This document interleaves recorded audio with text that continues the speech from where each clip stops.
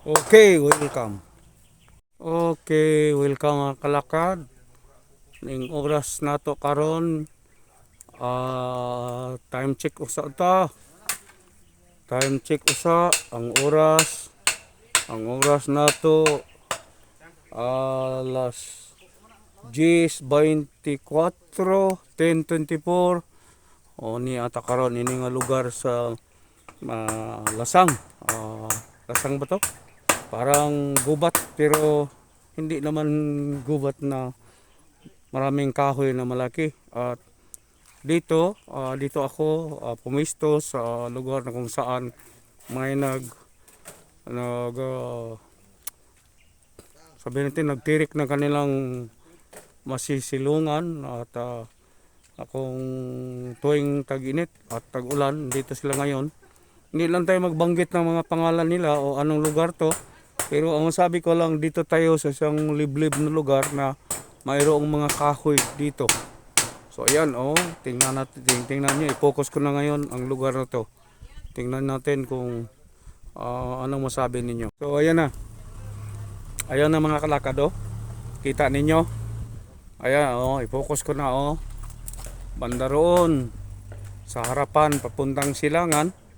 Yan ang ang sinasabi kong gubat. Yan doon sa kabila may mga ilang walang kahoy na makita.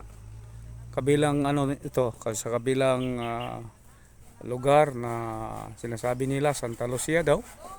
At may mga kahoy-kahoy din na makita. Kaya medyo maambon ang tingin natin dahil nakasunganga tayo o na counter flow natin ang ang araw. So ito, balingan natin to dito. Balingan natin ito. Ayan. Ito, nasa gubat talaga. At kitang-kita naman dito na mayroon tayong marinig na mga pinapok-pok dahil nag-construct sila sa kanilang munting sabihin nating shanties to or ano to. Ito ang yung creek, dead creek ito. Hindi lang natin ganong makita ayon. Yan ang dead creek na makita natin. So ayan. Ito kagubatan na to. Tingnan niyo kitang kita na. At yan na nga. May mga dito.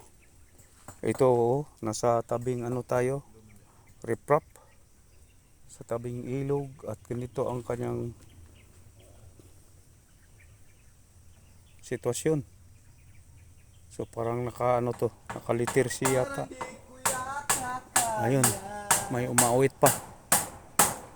So ayan, dito tayo sa kabila. Ito nasa tayo, lilim ng mga kahoy-kahoy. Dito tayo mga kalakad.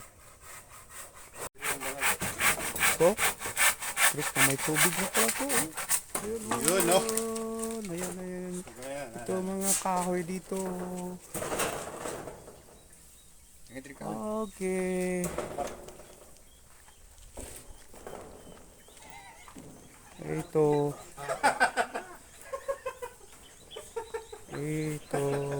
Asa ba itong lamisa nga pog-pog? Katong kuwan, bakit patungan sa mga kato?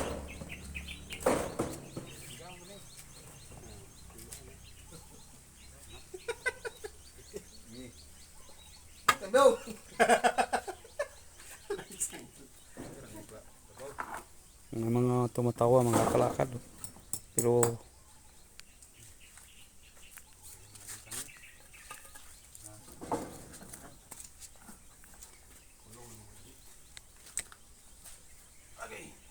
Thank you for watching. Please like and subscribe for more Calicut vlogs. Kindly click the bell button for updates.